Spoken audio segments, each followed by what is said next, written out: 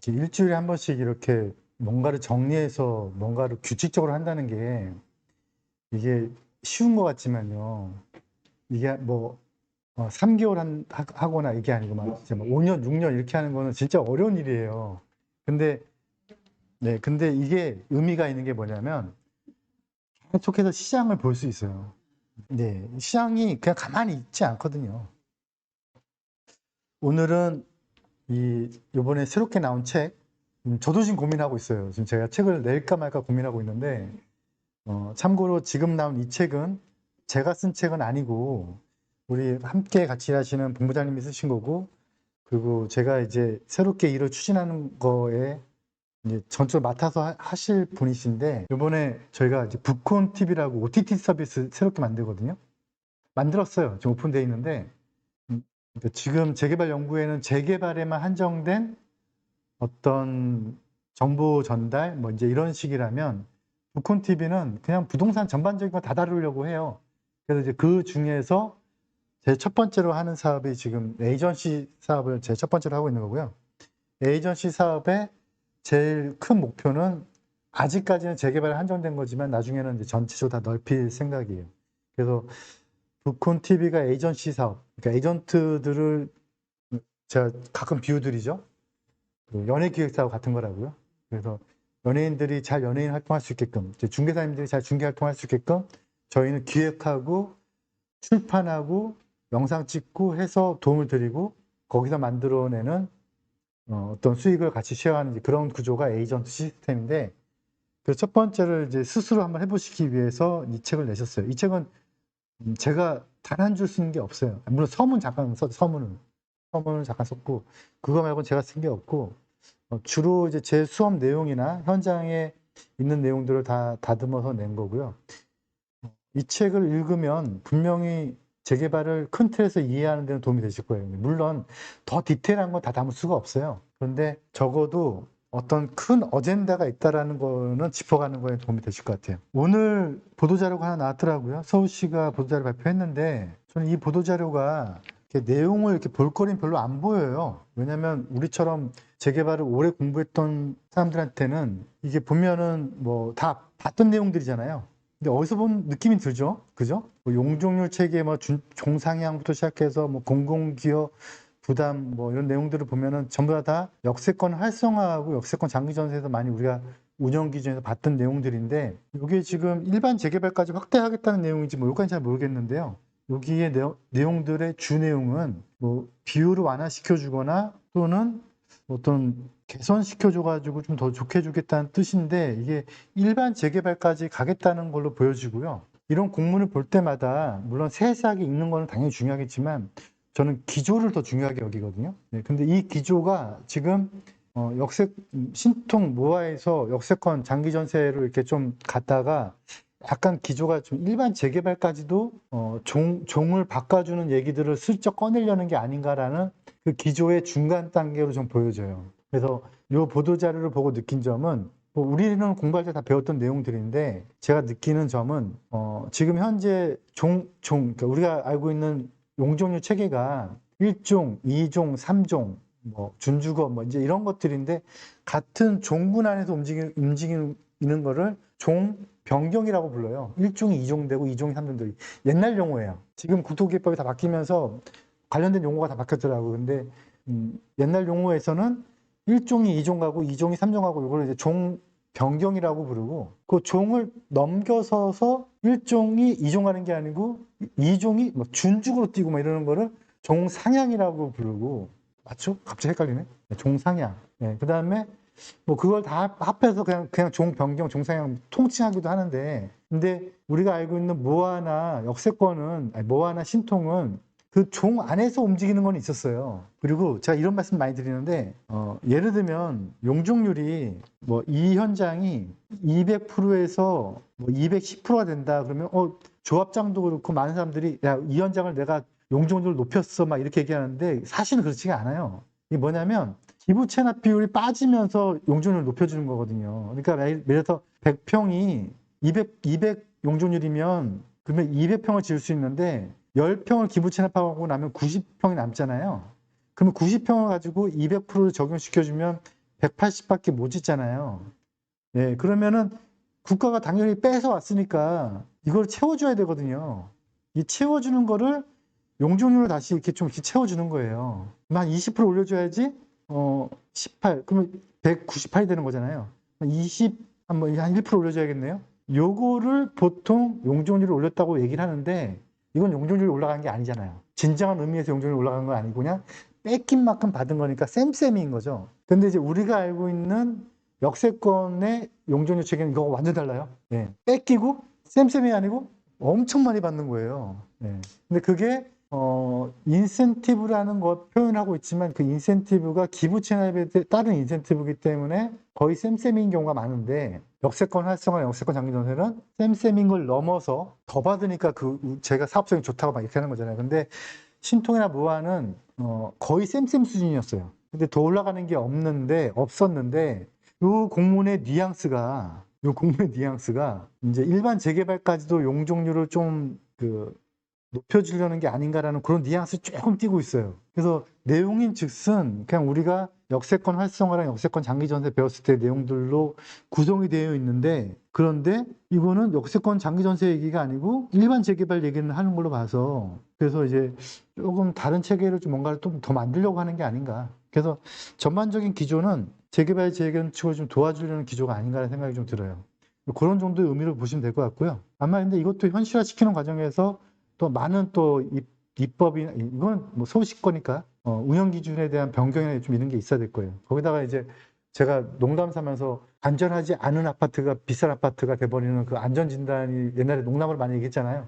그걸 이번에 법 개정에서 재건축 안전진단이라는 표현을 바꾸고 재건축 진단이라는 말로 바꾸더라고요. 그래서 이제 안전하다 안 하다가 아니고 이제 재건축을 할 수 있다 없다를 진단하는 뭐 내용은 같은데 그냥 용어를 살짝 바꾸는 것 같아요. 그리고 저희가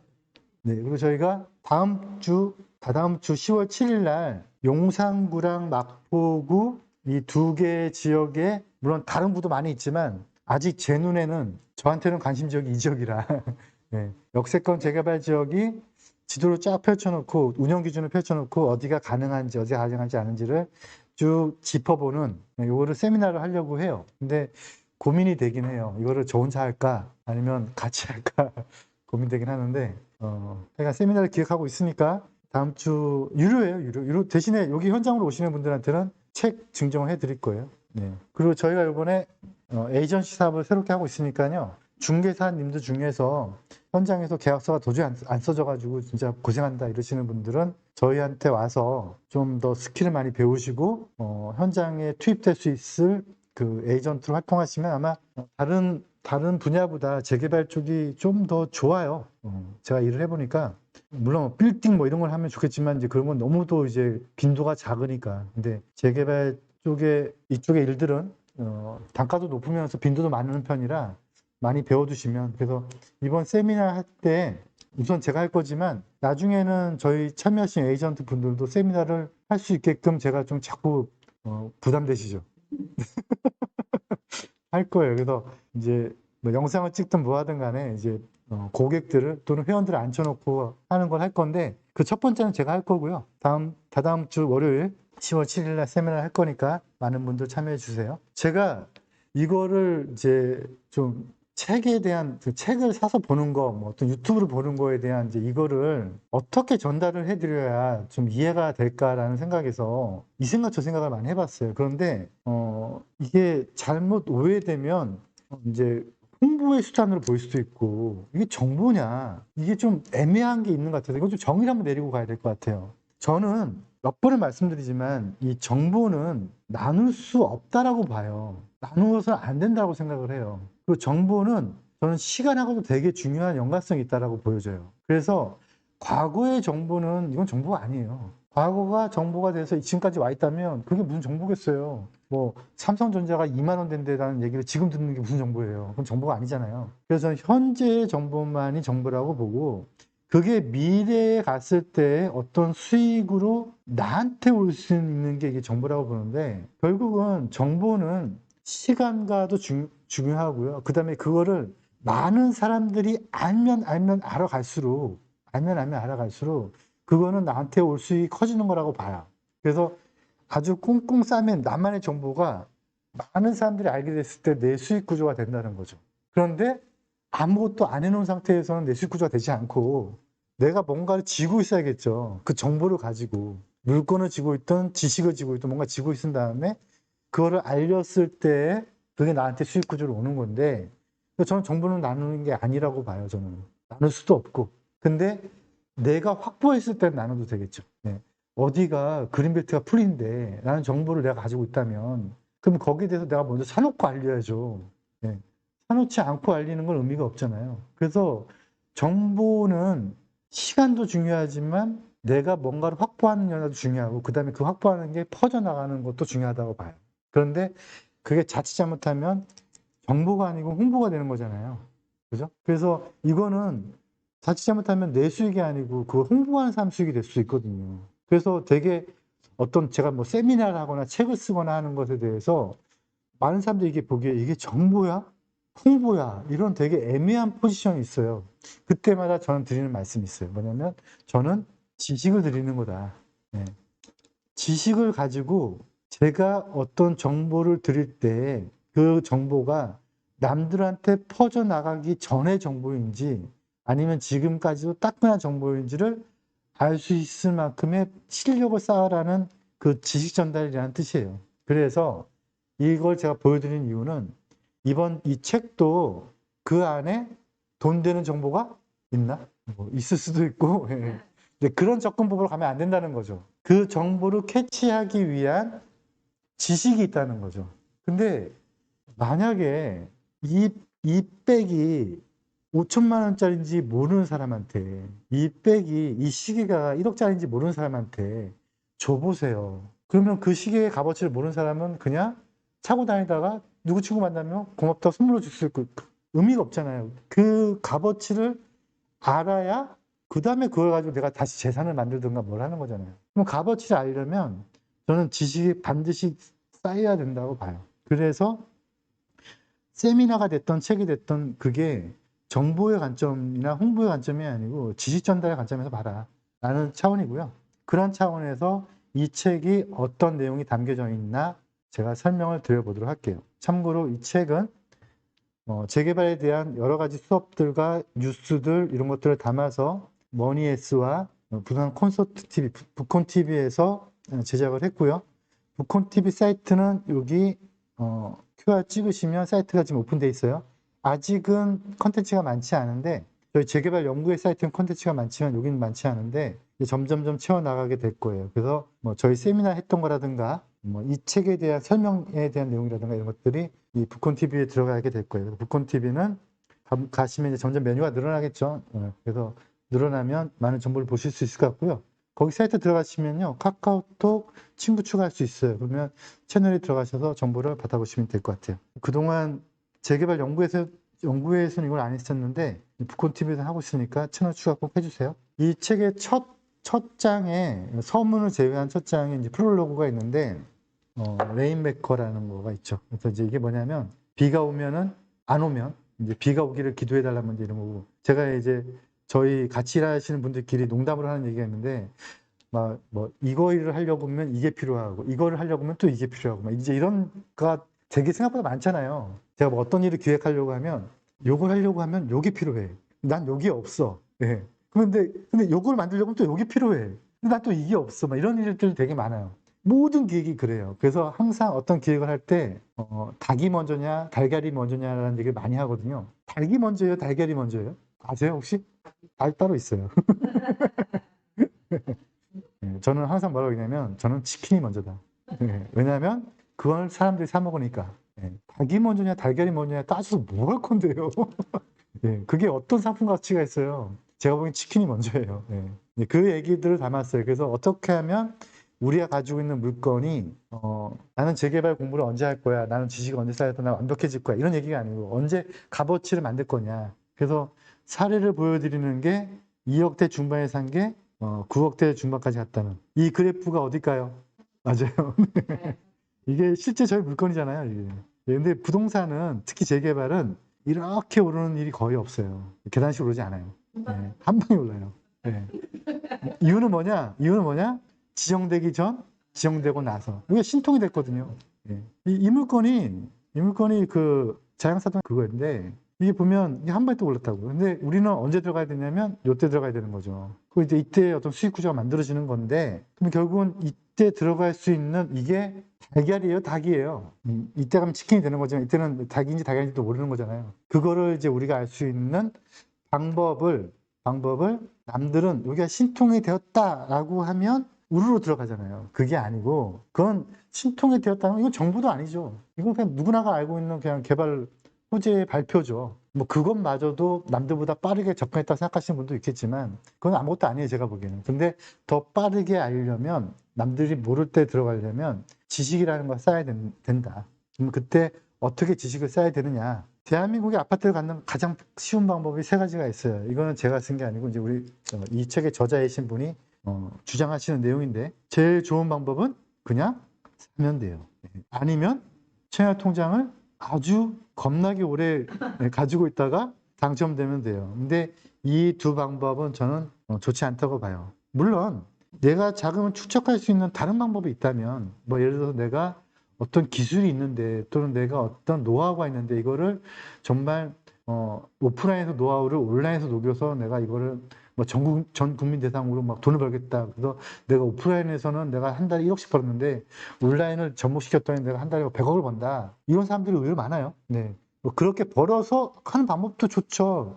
그런 사람들은 부동산 공부 안 해도 돼요. 그래서 제가 항상 드리는 말씀이 본업에 열중하는 게 난 제일 가장 완벽한 투자법이라고 봐요. 근데 그게 아니라면 어떤 개발 가능한 지역의 기존 주민이 돼서 이 주민이 토지 등 소유자가 되고 조합원이 돼서 아파트를 받는 방법. 시간 투자도 해야 되고 노력도 해야 돼요. 그런데 돈은 저렴하게 들어갈 수 있겠죠. 근데 이제 이런 단계들이 점점 더 빨라지는 지역들을 선택하는 게 어디냐가 이제 이 책의 주요 내용이 되겠죠. 수업의 내용이 되기도 하고요. 근데 그 중에서 조심할 것들 몇 가지도 봐야 돼요. 근데 제가 이제 제 걱정이 뭐냐면 이런 거예요. 제 수업에 준 내용을 쭉 막 듣다 보면 한 6개월, 7개월, 1년 막 듣다 보면 많은 분들이 와, 재개발 투자하면 큰일 나겠다. 이런 부정적인 시그널이 많다라고 얘기를 하시더라고요. 그런데 그거는 그렇게 볼 게 아니고 이제 걷어가는 용도로 봐야 되는데 이제 그래서 이제 되도록이면 이 지역이 재개발 될 거야 안 될 거야 보는 것도 맞고 물건 사야 되는 것도 맞지만 부정적인 것도 볼 필요가 있다는 거죠. 그래서 제일 중요한 그중에 제일 첫 단추가 뭐냐면 물딱지를 사면 안 된다는 거죠. 네, 그래서 물딱지를 사면 안 되는데 적어도 저희 에이전시에 합류하신 에이전트 분들은 물딱지를 거래할 확률이 거의 없다라고 보여져요. 왜냐하면 제가 그 계약서를 볼 테니까. 네. 하지만 지금 현장에서 무수히 많이 써지고 있잖아요, 계약서가. 근데 그 물건이 실제 물딱지라고 밝혀지는 게 언제냐면 사고 1년, 2년 후가 아니에요. 거의 막 5년 후, 7년 후 막 이래요. 그러니까 이 사람들 그것도 모르고 가지고 있게 되는 거죠. 그래서 저희 수업을 듣거나 저희 에이전트 분들하고 계약서를 써주는 분들은 다행이지만 제가 검토를 다 하니까. 근데 그렇지 않은 분들은 방법이 없잖아요. 그래서 적어도 이 책을 사시는 분들은 뭘 해야 되냐면 이 토지 등 설명 의무라는 게 있으니 그걸 통해서 매도인 설명 고지 확인서를 작성해둬라. 그런데 이것에 대해서 이렇게 법령에는 하라고 하고 있지만 양식이 없으니 양식을 제가 만들었고 그거를 저희 재개발 연구회 사이트에 요 QR을 찍으면 여기 부분에 가서 다운로드 받으실 수가 있어요. 그래서 제 수업을 듣지 않거나 또는 뭐 이 책을 안 사서 보셨더라도 교보에 가셔서 이 책을 펼치신 다음에 이 QR만 찍어서 요것만 다운만 받아도 저는 건지시는 거라고 봐요. 몇 억을 건지시는 거라고 봐요. 그러면 이제 이걸 받아서 뭘 해야 되느냐? 이런 양식이 나올 건데 물론 이 양식은 이렇게 이 책에서 번호를 매겨가면서 설명서를 간략하게 붙여놨고요. 그 다음에 그것에 대해서 더 자세하게는 이제 영상으로 앞으로 담아갈 거예요. 그래서 이런 내용들을 중개사 또는 그 매도자한테 쓰라고 하고 법적으로 의무화되어 있기 때문에 써야 되는 거예요. 쓴 다음에 계약서를 쓰면 그러면 적어도 사고를 예방하지는 못하더라도 사고가 난 후에 적어도 손해배상 청구는 할 수 있다. 손해배상 청구의 근거는 될 수 있다. 그래서 반드시 쓰라는 거고요. 그리고 확인서 작성 방법은 저희 북콘TV에 이제 영상으로 아주 깔끔하게 담아갈 생각입니다. 그리고 이제 그런 것들의 내용들이 뭐냐? 결국은 아파트를 받을 수 있는 그걸 이제 분양 대상이라고 부르는데 이 분양 대상이 될 수 없는 거를 물딱지라고 하죠. 그 물딱지가 안 되기 위해서는 서울시 조례 또는 기타 법령에서 어떻게 규정하고 있는데 그 내용들을 이제 주택인 경우는 어떻고 뭐 90제곱미터인 경우는 어떻고 뭐 이런 것들에 대해서 내용들을 이 책에서 꼼꼼하게 다루고 있고요. 그 다음에 제 수업에서도 다루고 있죠. 그래서 제 수업이 비싸다고 하시면 이 책을 사서 이 부분만큼은 뭐 심지어는 안 사시더라도 교보문고에 서서라도 이 부분만큼은 꼭 읽어보시면 그러면 물딱지를 예방할 수 있을 거예요. 물론 유튜브나 네이버에 많이 있어요. 그런데 제가 예전에는 책을 거의 한 1년에 한 번씩 냈었거든요. 그래서 2004년도부터 2011년도까지 제가 한 6권의 책을 냈는데 그 이후로 제가 책을 안 냈단 말이에요. 그래서 그 이후에 변경된 내용들이 이 시중에 많이 안 팔렸어요. 안 전파가 됐어요. 그러다 보니까 잘못된 내용들이 많이 있더라고요. 지금도 뭐 예를 들면 뭐 30제곱미터 이상 90제곱미터 미만이면 아파트를 받는다. 뭐 무주택자 이거 법이 사라졌거든요. 근데 그거 지금 네이버에 들어가면 다 있어요. 뭐 또는 뭐 다가구를 다세대로 쪼개면 아파트를 안 준대. 그것도 사라졌어요. 이제 받아요 아파트. 예. 그러니까 막 많은 규정들이 바뀌었는데 바뀐 걸 모르고 옛날 지식이 지금까지 계속 전파가 되고 있는 게 많이 있어서 이 책에는 새로운 법령들을 많이 담았으니까 보시면 분명히 도움이 되실 거예요. 그래서 이제 이 책의 내용 중에서 아파트가 없어지는 물딱지가 무엇냐에 대해서 아주 자세하게 다루고 있죠. 그 중에서 이제 제일 많은 건수가 이제 한남 3구 같은 경우도 이게 제일 많았죠. 다물권자, 다물권 세대. 네. 근데 이거는 좀 더 깊게 들어가 보면 이제 우리가 수업 중에 많이 했죠. 깊게 들어가 보면은 법제처 유권 해석과 구청의 관리처분 사례가 달랐고 또 그러다가 1심 판결이 또 달랐고 그랬다가 2심 판결이 또 달랐고 그랬다가 나중에 대법원 판결까지도 또 다르게 판결이 나는 막 진짜 이상한 그래서 일반인들은 또는 이제 전문가들조차도 도대체 나는 뭐라고 설명해야 돼. 물론 다물권자, 다물권 세대 같은 경우는 지금 현재 대법원 판례가 두 군데가 다 났죠. 나서 이제는 딱 그 어떤 개념이 잡혔지만 지금 현재 다물권 세대 판결 같은 경우는 아직도 법제처 가면은 잘못된 유권 해석이 법제처에 있어요, 그대로. 그러니까 지금 공부를 좀 하시는 분들이 그래도 법제처 유권 해석을 볼 건데 그거 보면 또 실수할 수 있는 거죠. 대법원 판례를 못 구했다면. 이제 그런 내용들. 그래서 뭐 판사들마다도 다 다르다. 1심 판결 다르고 2심 판결 다르고 3심 판결 다르다. 그러면 그 전에는 우리가 모른다. 그러면은 어떻게 해야 돼요? 그냥 안 하면 되는 거죠. 그죠? 그래서 이런 물건들을 어떤 분류에 의해서 조심해야 되는 건지, 그러면 어떤 물건을 투자해야 되고 어떤 물건 투자하면 말면 되는 건지. 이게 다물권자, 다물권 세대 같은 경우는 결국은 조합원의 자격을 논하고 있는 거고 전부 다 조합 설립 인가일을 기준으로 하고 있거든요. 그죠? 그럼 간단해지는 거잖아요. 그냥 조합 설립 인가일 이후에는 안 사면 돼요. 그죠? 내가 전 소유자가 다물권자였는지 다물권 세대 중에 일부를 파는 건지 내가 어떻게 알아요? 그러면 간단한 방법은 조합 설립 인가 난 지역은 안 사면 돼. 그래서 어떤 분들은 뭐 이렇게 표현하더라고요. 조합 설립 인가가 난 지역이 가장 안전한 지역이다. 왜냐하면 모든 사업이 확실해졌고, 네. 근데 저는 다 생각이 달라요. 조합 설립 인가가 난 지역은 그냥 볼장 다 본 지역이다. 왜냐면 가격은 가격대로 올라갔고, 물론 안전하긴 하죠. 그럼 그게 아파트지. 거기다가 이런 위험성까지 있으니. 그래서 다물권자, 다물권 세대 규정에 대해서 이 책은 아주 상세하게 다루고 있어요. 그래서 다물권자 간단히 설명드리면 한 사람이 여러 개 물건을 가지고 있다가 팔면 그게 이 사람과 이 사람 이렇게 판 세 사람이 다 남남이더라도 그냥 묶어서 아파트 한 채 준다. 근데 대법원 판례에서는 어떻게 따르죠? 대법원 판례에서는 아파트 한 채도 주지 않았어요. 네, 그냥 다 청산시켜버렸어요. 대법원 판례는. 왜 그랬을까요? 아니에요. 분양 신청 기간 안에 이 세 명이 아파트 한 채 줘라고 분양 신청을 했어야 되는데 이 사람이 각각 분양 신청을 한 다음에 분양 신청 기간이 지난 다음에 각각 달라고 하다가 1심 지고 2심 지고 하니까 3심 가기 전에 이 사람들이 그럼 한 채라도 주면 안 될까라고 변경 신청을 했어요. 근데 대법원 판례는 야, 분양 신청 기간이 끝났으니까 안 돼. 그래서 다 청산시켜버렸어요. 무섭죠? 네. 요게 다물권자 판례. 다물권 세대 판례는 가족끼리 집을 한 채씩 가지고 있다가 그 가족의 물건들을 각각 샀다면 그러면은 이 사람들은 각각 아파트 받을 수 있느냐 없느냐. 근데 구청에서는 있을 수 있다라고 가르침을 해줬고 법제처 유권에서 또 각각을 줬어요. 그런데 대법원 판례가 최근에 났죠? 작년에 뒤집혔어요. 이혼하고 팔거나 세대 분가하고 판 거는 각각. 예. 그게 아니고 이혼하지 않고 세대혼으로 있을 때 판 거는 묶어라. 예. 그래서 근데 이거 되게 무서운 규정이잖아요. 근데 그러면 저희는 어떻게 하면 된다? 이혼하면 된다가 아니고 예. 조합 설립인가 나기 전에 사고 이후에 안 사면 된다.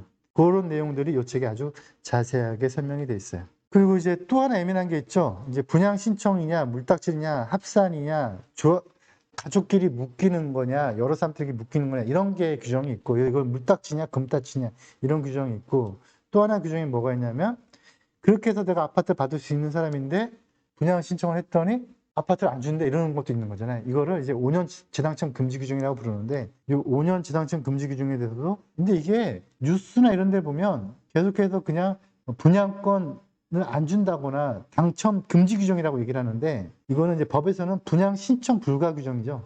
그래서 내가 분양 신청을 못 하는 거지, 당첨을 못 받는 건 아닌데, 뉴스에서는 조합원들이라도 관리처분 계획 인가의 기준으로 놓고 봤을 때 5년 안에 투기가해지구 안에 있다 그러면 분양청 불가 규정에 적용이 되는 거죠. 예를 들어서 지금 뭐 방화동 같은 경우가 지금 관리처분 인가가 지금 임박하고 있거든요. 방화 유타운에 거기 재개발 지역 있잖아요. 재개발 재건축이. 근데 거기는 지금 5년 재산권 금지 규정 또는 매매 금지 규정이 적용되나요? 왜 안 되죠? 그렇죠. 투기가해지구 아니니까. 근데 한 보름 전에 제가 거기 조합원들 사이트, 조합원들끼리만 들어가는 사이트 중에서 거기서 막 조합원들끼리 막 자기들끼리만 사이트를 만들어서 이렇게 하는 데가 중에서 이런 걸 봤어요. 어떤 분이 저 물건 팔았어요. 그러니까 우리 팔 수 있나요? 이제 관리처분 인가가 뭐 그랬더니 저 팔았는데요. 뭐 그러니까 답변을 아무도 못 하고 있더라고요. 근데 그거는 투기과열지구만 해당되는 내용이에요. 예. 투기과열지구가 아닌데는 괜찮다. 이제 그런 내용들이 담겨져 있고요. 요게 이 부분이 생각보다 이 분양 신청, 분양 공고, 분양 신청 제한 규정이 투기 과외 지급에 해당되는 내용이긴 하지만 생각보다 되게 복잡한데 이 복잡한 내용도 이 책에 다 담지 못했어요. 근데 이 책이 지금 한 300페이지가 되는데 아마 이것까지 다 담았다면 아마 책이 한 500페이지 이상은 돼야 될 거예요. 그래서 이것도 영상으로 다시 설명을 드릴 거니 나중에 영상으로 다시 참조하시면 책을 읽는 것보다 더 효과가 좋으실 거예요. 북콘TV에 들어가셔야 돼요. 그 다음에 이제 가장 또 중요한 권리산정 기준일이 있죠. 제가 최근에 술자리를 갔는데 어떤 분이 저한테 그 말씀 하시더라고요. 제가 되게 기분이 좋았어요. 건축업자들이 이제 건축을 못하고 있대요. 저한테 얘기를 듣기 전에는. 왜 그래요? 권리산정 기준이 너무 복잡하거든. 근데 여기 계신 분들은 아시겠지만 권리산정 기준에 대해서 완벽하게 빠삭하게 다 알고 있는 구조를 알고 있는 사람이 저잖아요. 그죠? 그래서 뭐 모아타운일 때는 어떻고 역세권 재개발일 때는 어떻고 뭐 다 제가 알고 있는데 이게 너무 복잡하잖아요. 거기다가 더 복잡한 건 뭐냐면 지금은 규정이 없는데 앞으로 혹시라도 규정이 바뀐다면까지도 염려를 해야 되니까 이게 바뀌면 나한테 적용되는 현장이냐 아니냐까지 염려를 해야 되니까 이제 건축업자분들이 집을 지으려고 하면 이게 만약에 벗어나 버리면 문딱지가 되거든. 예, 그래서 저 듣기 좋으라고 하는 얘기일 수도 있지만 전 대표님한테 먼저 검토를 받고 지어야 되는 게 아닌가. 예. 근데 물론 뭐 꼭 그럴 건 아니지만 뭐 지식을 당연히 쌓는다고 하면은 괜찮지만 그게 아니라면 잘못 집을 지으면 이제 불안해지는 거죠. 물딱지가 되는 거죠. 한 단계 넘어가서 신축 빌라를 잘못 살면 이제 불안해지는 거죠. 그래서 검토를 받고 사셔야 돼요. 적어도 우리 에이전시에 합류하신 에이전트 분들은 물건을 거래하시기 전에 반드시 저한테 확인을 받고 거래하셔야겠죠. 그래서 그 권리산정 기준율이 어떤 내용이냐. 근데 이거를 아주 이 빵집에 비유해서 저희 저자분께서 아주 잘 쓰신 것 같아요. 그래서 지분 쪼개기가 뭔지에 대한 내용들 아주 꼼꼼하게 담으셨고 그 규정은 77조의 주택 등 건축물에 분양받을 권리의 산정 기준이라고 표현했고 이게 옛날 법은 50조의 2예요. 이게 지금 77조로 갔는데 이게 또 모아타운 규정이 다르죠. 모아타운은 또 규정이 완벽하게 달라요. 그래서 권리산정 기준일을 헷갈려 하시는 분이 이렇게 헷갈려 하시더라고요. 권리산정 기준이 지나면 못 사는 거 아니야? 못 사는 거 아닌 거 아니죠? 살 수 있는 거예요. 그런데 이 전에 지어진 것들이 아파트를 못 받는다 그 얘기고 그럼 권리산정 기준이 이후에 지어진 거는 조합원이 아니에요? 조합원이에요? 토지는 소유자예요? 네, 토지는 소유자예요. 그런 건 문제 없는 거죠. 근데 또 하나 여기서 헷갈린 게 뭐냐면 3080 때문에 헷갈려. 3080은 권리산정 기준이 지나면 매매할 수 있다 없다? 매매할 수 있다. 대신 매매하면은 꽝 된다. 근데 그거는 도정법이 아니고 공공주택법이라서 다른 법령 적용이다. 그래서 법령도 여러 가지를 봐야 되고 이 책은 도정법을 담았으니까 도정법에 대한 권리산정 기준을 담았는데 도전법에 대한 권리산정 기준이 있고 그다음에 또 하나 모아타운에 대한 기준이 있다. 그래서 그런 것들에 대해서 이 책을 보시면 아주 상세하게 나와 있고 더 상세하게는 이제 재수업 내용이 남아 있는 거죠. 그리고 이제 그런 분양 대상 기준과 권리산정 기준이 중요한 게 권리산정 기준과 헷갈리는 것 중에 하나가 뭐냐면 권리를 배제하는 거랑 권리를 인정해서 합산하는 게 다른 개념이거든요. 그래서 권리를 합산하는 거와 배제하는 게 다른데 권리산정 기준을 놓고 이다 아니다를 논하는 거는 요 배제 규정이고 합산 규정은 뭐죠? 네, 권리를 묶었다가 떨어뜨렸다. 그래서 권리 쪼개기, 권리 합치기 뭐 이런 내용이고. 그래서 그거는 대부분 다 조례에 규정돼 있고 그래서 합산 배제 이런 내용들은 다 조례에 많이 규정돼 있고 권리의 배제 부분은 법령에 규정돼 있고 어렵네요. 네. 그래서 제가 이제 저하고 같이 재개발 한 10년 하신 분하고 막 얘기를 하다 보니까 요 얘기를 하다가 요 얘기하면 요 얘기 자꾸 일로 끄집어 들고 들어요. 요 얘기를 하다가 요 얘기하면 또 요 얘기를 또 요게 또 끄집어. 이게 헷갈리신 것 같아. 뭐 예를 들면 이런 게 있어요. 권리가액이 아파트를 받을 수 없는 분양 대상 물건인데 분양 대상에 해당되지 않는 아파트를 받을 수 없는 물건인데 이 물건은 아파트를 받을 수 없는 물건이 확실한데 이 물건의 권리가액이 해당 지역의 아파트 중에서 제일 작은 아파트보다 이 권리가액이 크다면 그럼 이 물건은 아파트를 받을 수 있다. 이런 규정이 있잖아요. 이런 규정이 있는데 만약에 이런 아파트를 못 받는 규정에 이런 물건들이 조합원이 아니에요. 조합원이죠. 토지등 소유자 아니에요. 토지등 소유자잖아요. 근데 이런 사람들이 전체 조합원의 80%야. 예, 만약 예를 들어서 그러면은 당연히 조합은 이 사람들을 아파트를 받게 해줘야 동의서가 오겠죠. 그러면 제일 작은 아파트의 권리가액보다 크게 만들어주는 방법이 뭐가 있어요? 제일 작은 아파트를 더 작게 지으면 되죠. 제일 작게 짓는 아파트가 뭐 어떤 게 있어요? 막 2평짜리 아파트 지으면 되나? 그건 너무 심하고 한 10평짜리 아파트 지으면 되는 거죠. 뭐 임대 아파트 정도 수준. 실제로 다른 현장에도 이런 현장이 있어요. 그럼 요 10평짜리 아파트를 지으면 요 아파트를 못 받는 요 물건이 요구의 분양가보다는 그래도 권리가액이 클 거잖아요. 그럼 아파트를 받을 수 있잖아요. 요 얘기를 듣고 있으면 무슨 생각 들어요? 괜히 이 사람의 나중에 아파트를 요거 줄 것 같은 생각이 들죠. 그런 생각 들잖아요. 그거 아니죠? 이 사람들 아파트 몇 평 받아요? 이 사람 아파트 50평대 받을 수 있어요, 없어요? 받을 수 있어요. 물량만 있다면.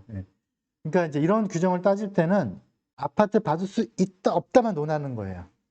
그리고 이물권이 아파트 받을 수 있다 잡으면은 그러면 아파트 몇 평 받는 것도 다른 부분에서 논해야 된다는 거죠. 그래서 이것도 똑같은 얘기예요. 합산이냐, 합산 배제냐, 청산이냐를 놓고 보면 요거를 놓고 해석을 한 다음에 요걸 또 여기까지 끄집어 들고 들어가면 안 돼요. 이런 실수를 많이 해요. 그러다 보니까 이제 어려워지는 건데 자꾸 이제 사례를 자꾸 접하다 보면 되겠죠. 그 다음에 또 하나가 이제 이게 복잡해지는 거죠. 이 구조례와 신조례. 그래서 옛날 2003년 12월 30일 규정이 있고 2010년 7월 16일 규정이 있고 2008년 7월 30일 규정이 있고 이 복잡한 규정들에 따라서 이 현장은 옛날 법 2003년도 거, 이 현장은 2010년도 거 이거를 분류시켜야 되거든요. 요 분류시키는 게 어느 지역은 어떤 적용을 시킬 거냐 이거를 또 볼 필요가 있겠죠. 오늘 책을 소개하고 있는 거니까 이런 내용들 다 설명한다는 게 아니고 이 책에서 다루고 있는 내용들을 다루고 있는 거예요. 이 책에서 어떤 내용들을 주로 다루고 있다. 그래서 아까 제 첫 번에 말씀드렸죠. 이 책은 어디 가면 좋다 이런 정보성을 다룬다기보다 어디 가면 좋은 이 지역을 알기 위한 그 내용을 꼼꼼하게 체크하자라는 내용을 담고 있다는 내용이에요. 그래서 이제 권리산정 기준일 이거는 각 사업 방식 여기는 신통과 모함만 다뤘지만 역세권이냐 또는 가로주택 정비 사업이냐 소규모 재개발이냐 또는 주거환경 개선 사업이냐 또는 3080냐에 따라서 다 이 기준 날짜가 다르니까 이 개념을 머릿속에 잘 두고 투자에 임하셔라. 적어도 이런 것들에 부합한 건물이나 물건을 사셔라. 그리고 이제 저희가 현장 탐방에 대한 내용을 담고 있는데요. 이거는 그냥 이런 내용들을 가지고 저희가 현장 탐방에서 모집을 해가지고 같이 사람들하고 이제 막 다니면서 저희 사이트 내에 현장 탐방 기록이라는 이 사이트를 만들어서 이렇게 현장에 다닌 내용들을 이렇게 저희 회원들이 써나가고 있어요. 그래서 저랑 같이 이제 뭐 그냥 현장을 가는 거죠. 그럼 현장에 갔더니 이 현장이 좋아요, 나빠요, 재개발 되겠네요, 뭐 이런 개념이 아니고 꼼꼼하게 보는 거죠. 그래서 이제 제가 이제 여행 가이드처럼 현장에서 이제 줌을 켜고 그러면 이제 각자가 다 이어폰 끼고 이제 제가 얘기를 하면서 뒤에 따라오시면서 그 들은 내용들을 저희 회원들이 타이핑을 다 해서 여기다 올린 거죠. 저희 정회원만 볼 수 있는 사이트예요. 그래서 저희 사이트에 들어가서 보시면 일반 회원들은 안 보이는 사이트 내용인데 정회원들은 들어가서 보실 수 있거든요. 저희 현장에 갔다 온 내용들을 이렇게 다 하나하나 담았어요. 그 담은 내용 중에서 몇 가지만 추려서 저희 책에 이 현장 탐방 스토리에 담았어요. 그래서 저희가 1세에서는 뭐 다 네이밍이 돼 있는 지역들인데 이제 2세 이제 새롭게 인쇄할 때 좀 지역을 바꾸려고 하거든요. 그래서 이런 현장들의 내용들을 담아 보시면, 그러니까 내용을 알고 지식을 알고 현장을 보면 정보가 보이겠죠. 그런 차원에서 참고로 저희가 현장 탐방단도 계속 할 거니까 나중에 모집하면은 오시면 아마 현장에 대한 내용을 지식과 함께 들으실 수가 있을 거예요. 그리고 이제 이런 모든 내용들이 저희 북콘TV, 북콘.tv, 그래서 그냥 그대로 따따따 북콘.tv 치고 들어오셔도 되고요. 그리고 저희 재개발 연구회 사이트로 연결해 놨으니까 여기는 저희가 추가하는 건 OTT거든요. 그래서 여기에다가 세미나도 할 거고 교육 영상도 담고 할 거예요. 저희 그동안 재개발 연구회에서는 저의 정보만 담았다면 여기는 부동산 정보 전반에 대한 걸 담을 거니까. 그리고 카카오톡 채널도 있으니까요. 참고로 이분이 저자분이십니다. 네. 오셔서 많은 정보들을 받아가시면 되겠습니다. 수고하셨습니다.